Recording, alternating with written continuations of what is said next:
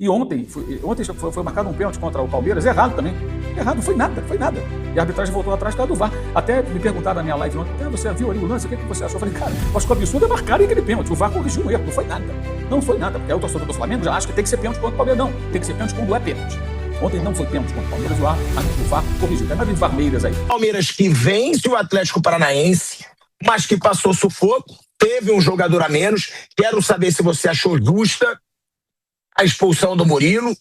E outra, o que falar do futebol do Palmeiras ontem, que vem sendo um questionamento do torcedor, sem o Abel Ferreira no banco de reservas, é bom deixar claro.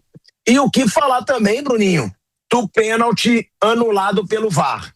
Né? O pênalti ali do Gustavo Gomes, aquele típico agarrão, que ele agarra dentro da área, onde o VAR interferiu e o pênalti foi anulado pelo árbitro, Bruno.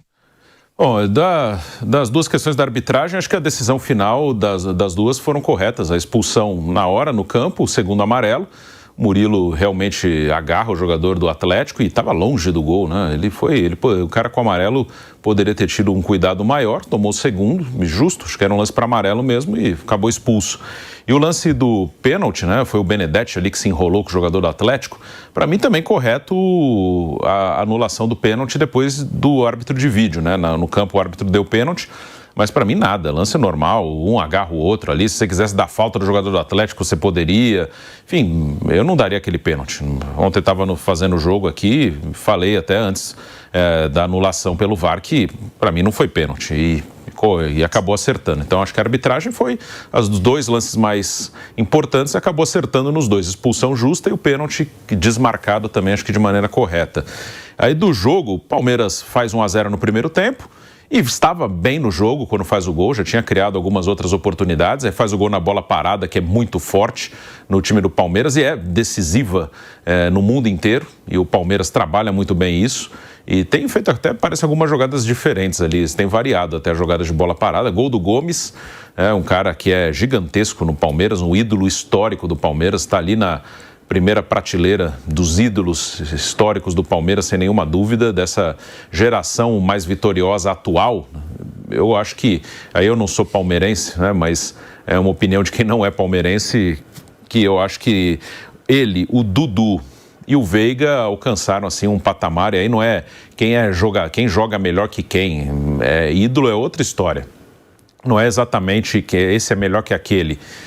Mas eu acho que eles alcançaram um patamar que eles estão no primeiro nível de idolatria do Palmeiras. E do atual elenco, o Gomes é o único que ainda permanece, é um cara enorme no Palmeiras. Ontem, mais uma vez, foi decisivo fazendo gols, o zagueiro do Palmeiras e capitão.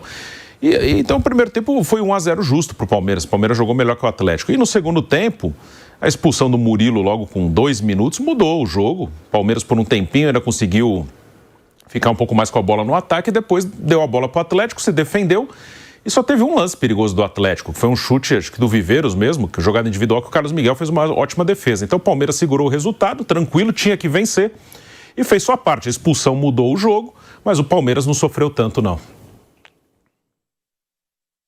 A gente vai falar já do Flamengo, né, que também venceu no Maracanã, com essa homenagem do Arrascaeta, boa atuação e lesão do Paquetá, né?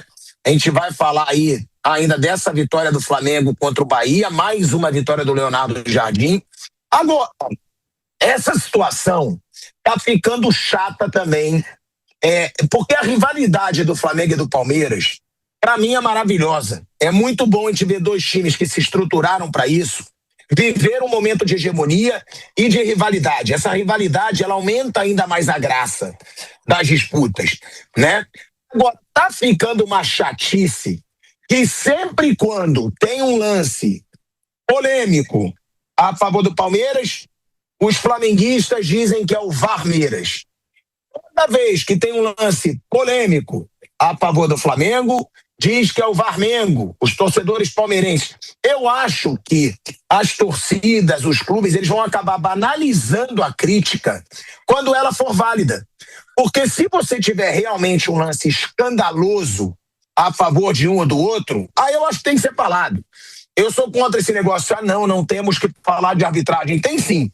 Se houver lance escandaloso, tem que ser falado. Se houver um lance claríssimo de um pênalti marcado, de um pênalti não marcado, de um impedimento, tem que ser falado.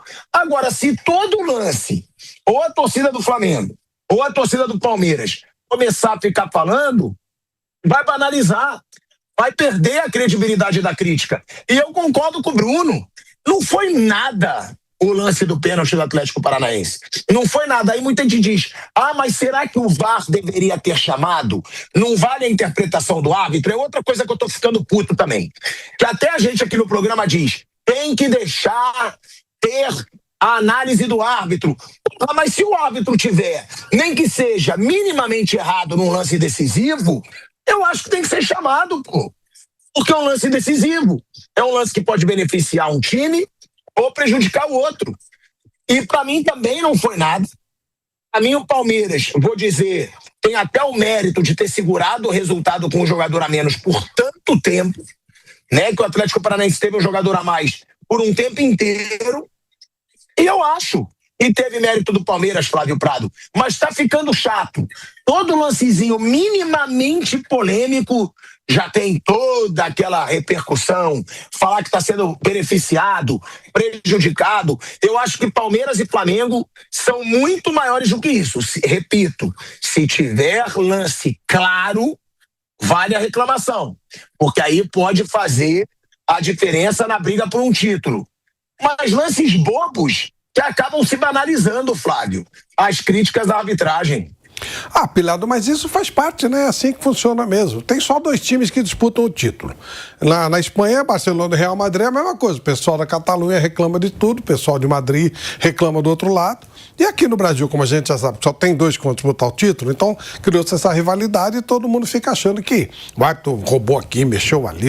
O VAR é uma porcaria aqui no Brasil, é muito mal utilizado, é uma muleta da arbitragem, tudo isso é verdade. Mas eles são ruins de um modo geral, eu já falei várias vezes. Esses árbitros, eles não têm capacidade de influenciar resultado, de mexer no jogo, de roubar, como se fala na linguagem normal. Eles não têm capacidade para isso. O cara, para fazer isso, tem que ser muito bom, tem que saber fazer a coisa, sabe?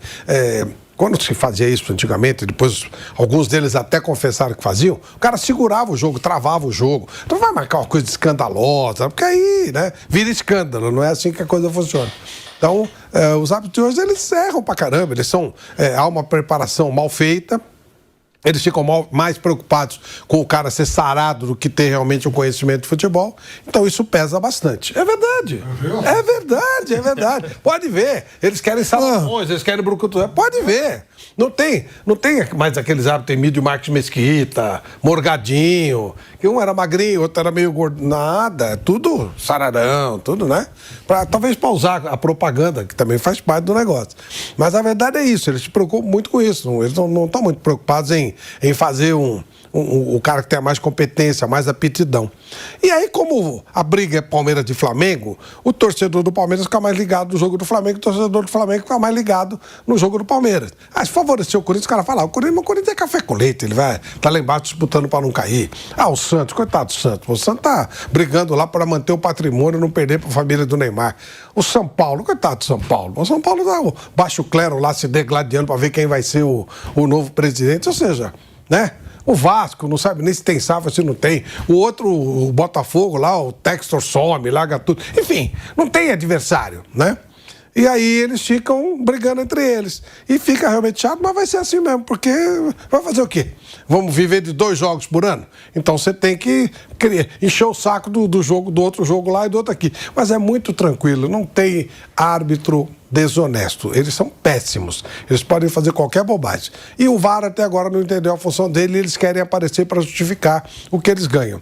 Mas desonestidade não. Só que, claro, pode decidir campeonato. Claro que pode, até pela incompetência deles. Agora, Fábio Piperno, muito se fala que o Palmeiras muitas vezes não está jogando bem, mas eu concordo com o Bruno, Piperno. Ontem o Palmeiras, até fazer o gol, estava jogando bem. O Palmeiras tinha o domínio do jogo até a expulsão, e depois da expulsão é normal mudar. Então, eu acho que ontem foi uma vitória, dá para dizer convincente, Piperno, né, do Palmeiras. E ontem foi marcado um pênalti contra o Palmeiras, errado também. Errado, não foi nada, foi nada. E a arbitragem voltou atrás por causa do VAR. Até me perguntaram na minha live ontem, você viu ali o lance, o que você achou? Eu falei, cara, eu acho que o absurdo é marcarem aquele pênalti. O VAR corrigiu um erro, não foi nada. Não foi nada, porque aí o torcedor do Flamengo já acha que tem que ser pênalti contra o Palmeiras. Não, tem que ser pênalti quando é pênalti. Ontem não foi pênalti contra o Palmeiras, o VAR corrigiu. Não tem nada de varmeiras aí. O VAR estava certo. Olha, você fez uma bobagem, vai lá ver. O cara olhou o vídeo lá e voltou atrás e não marcou o pênalti. Eu tô aqui na Argentina, né? Ontem teve o Superclássico. 1-0 Boca no campo do River Plate. Foi um pênalti que o VAR observou, o árbitro não viu, mas houve o pênalti, a bola bate no braço, o braço está aberto, né? E o Paredes bate, faz o único gol do jogo, o Boca vence dentro do Monumental. É a mesma coisa. Ele não viu, o árbitro não viu. Lance rápido, o VAR ajudou, e ontem também no estádio do Palmeiras foi a mesma coisa. O Palmeiras estava sendo prejudicado, o árbitro corrigiu e anulou a marcação a partir da revisão no VAR.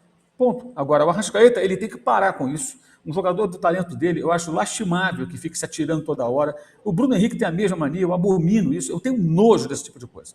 Nojo, odeio, porque isso é falta de respeito com o futebol. Isso e aquela coisa de barrar no pescoço, botar a mão no rosto. Como foi no gol do Bruno Henrique, a jogada do Paquetá. O Paquetá, movimento natural, o cara abre o braço, ele pegou aqui uma altura aqui do pescoço, perto do ombro aqui, o jogador já se desmancha no campo para pedir uma falta. Ainda teve gente, não, que foi falta. Foi falta nenhuma, gente. Vamos parar com isso.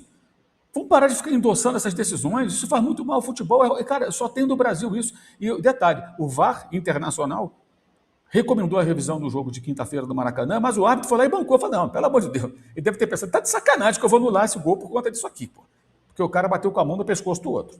O Breno Bidon, que é um jogador muito promissor, bom jogador, é outro que esbarrou aqui na altura do ombro e já bota a mão no rosto.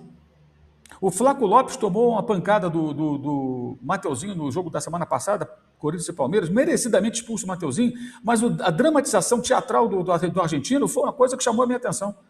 Nem precisava daquilo, ele foi agredido, ele ia ter expulsão, mas o jogador todo. O Samuel Lino contra o Fluminense, não no último jogo, mas no anterior, né? Contra o Guga, a jogada com o Guga. O jogador normal com o Guga, o Lino cai no chão, bota a mão no rosto, um negócio ridículo, ridículo.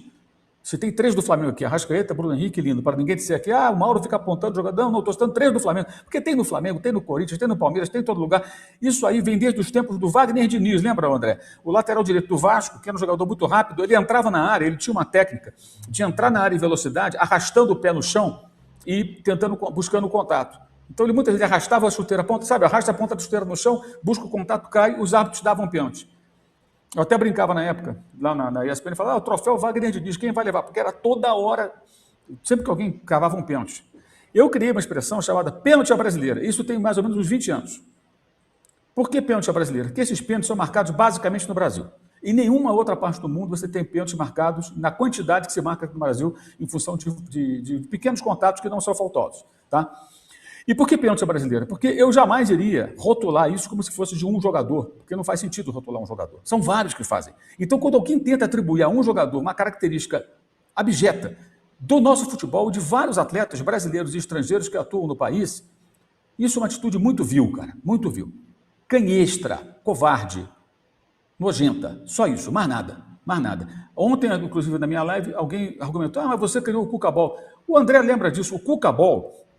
Tem 10 anos isso. Foi uma conversa minha com o André. A gente estava conversando sobre como jogava o Palmeiras do Cuca, que foi campeão depois, em 2016.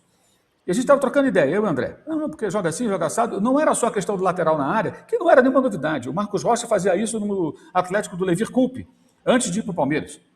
Era direto. O time do Levi, para quem não se lembra, era o seguinte, era um jogo totalmente aleatório.